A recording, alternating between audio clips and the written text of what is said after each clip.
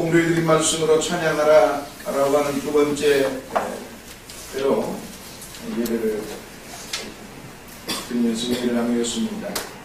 사람이 살면서 낙심하지 않을 수 없지요. 누구나 다 환난과 시련과 고난과 고통이란 인간에게 오는 것입니다. 문제는 그러한 시련을 올 때 사람이 대하는 태도가 다르다는 거지요. 평범한 사람들은 좌절하게 되면 그 책임을 하나님께 버립니다. 그리고 다른 사람들한테 전가합니다. 내 잘못이라고 하는 생각을 하지 않습니다. 하나님이 나를 돌봐주시지 않아서 그렇다는 것, 또는 우리 부모를 내가 잘못 만났다는 것, 사회가 환경이 그래서 그랬다는 것, 또는 내 아버지 때문이라는 것, 이와 같이 끊임없이 자신에게 주어진 환경과 시련과 고난 속에서 사람들은 내 탓이라고 말하지 않습니다. 대부분이 다 다른 데 이유를 내지요. 사형당하는 사형수들도 한 사람도 자기가 죽을 죄를 지어서 사형당한다는 사람은 없답니다. 억울하게 죽는다는 거죠. 그렇습니다. 사람들은 좌절하게 되면 누구를 막론하고 하나님을 원망하거나 다른 사람 탓으로 돌립니다.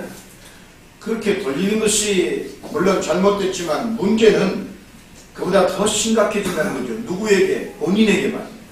그러한 좌절을 겪으면서 남의 탓을 돌리는 그 본인에게는 심각한 병에 빠집니다.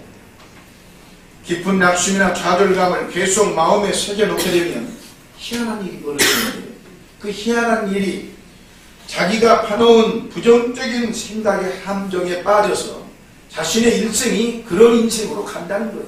이게 참 희한합니다. 저는 어느 간증서를 읽어봤는데요.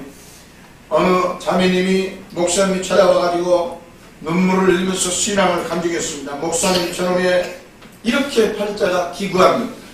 우리 친정아버지가 술주정이 심하고 손찌검이 하는 나쁜 버릇이 있어서 늘 술을 먹고 집에 들어와서 어머니를 때렸습니다. 아버지는 밤낮 술을 먹고 돈도 잘 벌어오지 않아서 어머니가 고생하면서 생활을 꾸려나갔습니다. 그래서 우리 형제들은 어릴 때부터 눈물로 세월을 보냈습니다. 제가 결혼 적령인기가 되어서 선을 보게 되었는데 보는 남자들만 보면 모두 우리 아버지같이 보였습니다. 그래서 우리 아버지 같은 사람을 피해보려고 무척 애를 썼으며 제 딸은 고르고 골라서 이 사람이면 틀림없다는 판단 아래 결혼을 했는데 그만 제 손으로 제 눈을 찌르고 말았습니다. 교제기간 동안에는 입에다가 술을 대지도 않았는데 저를 얼마나 이해도 말도 못합니다. 그런데 결혼 후 얼마 있지 않아서 그의 본색이 드러나기 시작했는데 그 역시 술주정병이었고 손찌검을 하는 사람이었습니다.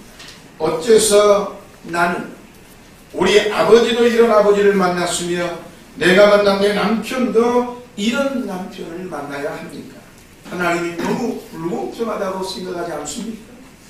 이 자매님이 눈물을 흘리며 통곡하며 목사님에게 그렇게 상담을 하며 하소연을 털어놨습니다. 그때 목사님이 말씀했습니다.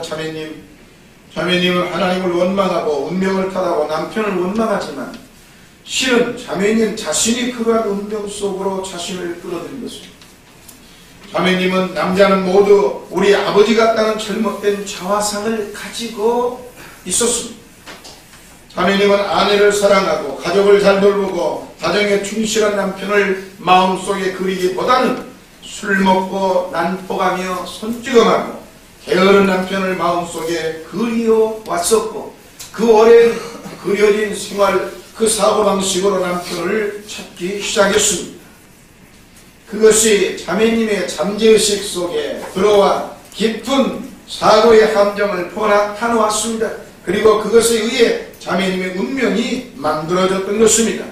하나님께서는 우리 마음속에 그리는 그림대로 우리의 일생을 인도하시는 분입니다.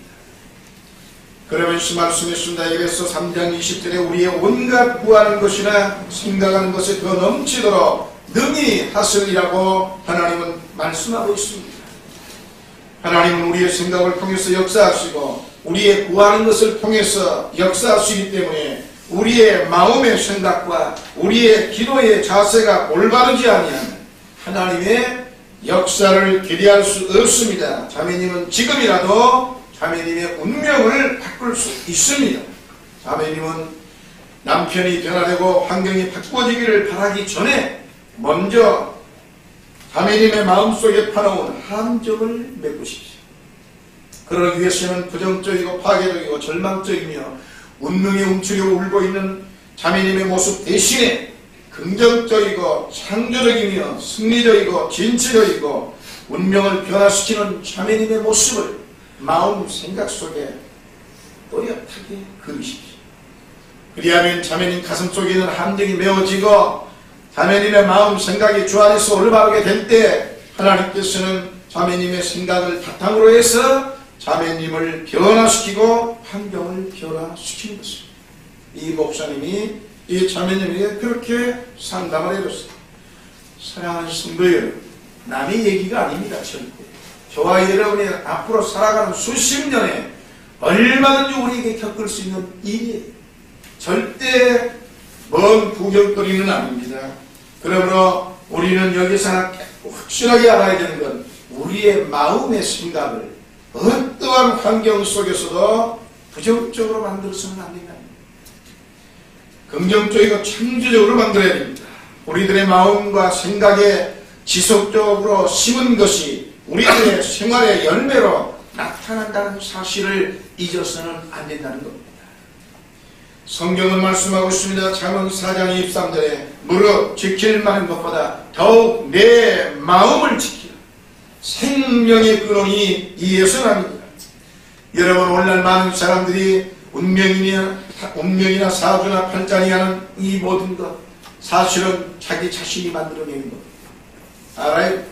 그렇게 만들어진 게 아니에요. 자기 자신의 마음속에 생각이 수십 년 자라면서 자기 자신의 마음속에 그러한 생각을 쉽게 되기 때문에 자기가 심어놓은 씨앗대로 인생을 가는 겁니다. 이것이 대단히 인생의 중요한 것입니다.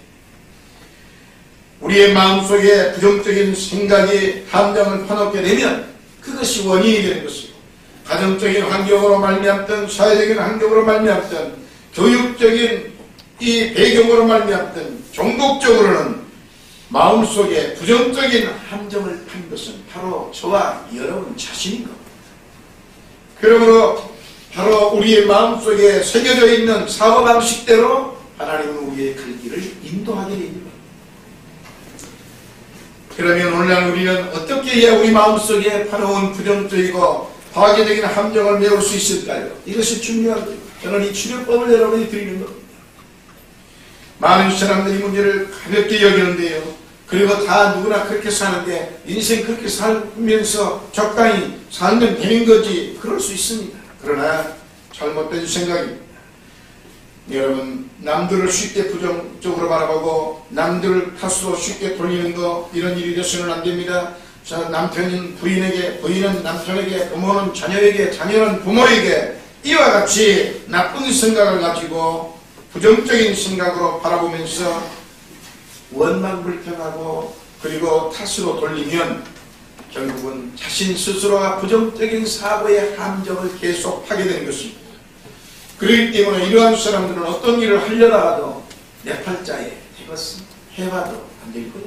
스스로 해보기도 전부터 이미 실패를 먼저 가정합니다. 그건 마음속에 부정적인 사고의 함정이 파여 있기 때문에 나타나는 증상인 것입니다. 그러므로 오늘 이 문제를 치료해 드리려고 오늘 이 시간에 우리는 찬양하라 두 번째 설교를 하는 것입니다. 여러분, 마음속에 부정적인 함정을 메우는 거 쉽게 되는 게 아닙니다. 대단한 노력을 해야 됩니다. 마음속에 부정적인 생각의 함정을 메워야만 여러분의 팔자가 달라집니다. 운명이 달라집니다. 절대 새로워지는 인생이 열리기 시작하는 것입니다.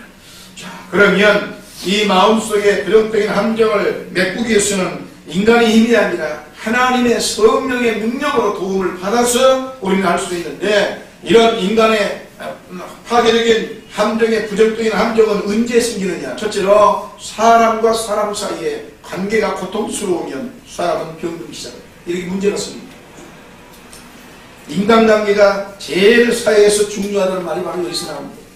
아무리 뛰어나든 뭐 무식하든 아니면 수석이든 꼴찌든 잘났든 못났든 상관하지 않습니다. 우리가 사회에서 텔레비전을 보며 참 그 개그 콘서트인가요? 그 어쩌다 한번 보게 되면 잘난 것들이 뭐 어찌 하면서 내 얼굴 정도는 돼야지 하면서 옥동경만 누구라 하면서 나오는 사람 있죠? 참, 야, 그걸 보고, 야, 저런 사람도 스타가 되는 거 보면 제가 학교 다니면서 무슨 공부를 했겠는데 내 스스로 생각이 들었습니다. 그 얼굴 봐도 세상에 어이가 정말로 내놓을 만한 얼굴이 아니에요. 그 마음속에 할 수 있다는 생각이 꽉 들어차 있기 때문에 그렇게 되는 거예요. 부정적인 사고를 몰아내고 공부를 못했던 얼굴이 못났던 이게 무슨 상관이 있느냐고 과감하게 자신의 인생을 도전하기 때문에 이런 일이 생긴다 이 말입니다. 여러분, 그러므로 사람은 인간관계가 제일 어려운데 이 인간관계가 고통스러우면요 대부분이 사람의 마음의 생각이 흩어집니다. 인간은 사회적인 존재인 겁니다. 그렇기 때문에 사람은 혼자 살 수 없어요. 또한 사람은 고독을 견뎌낼 수가 없습니다. 인간은 태어나면서부터 사람들과 같이 살도록 되어 있습니다.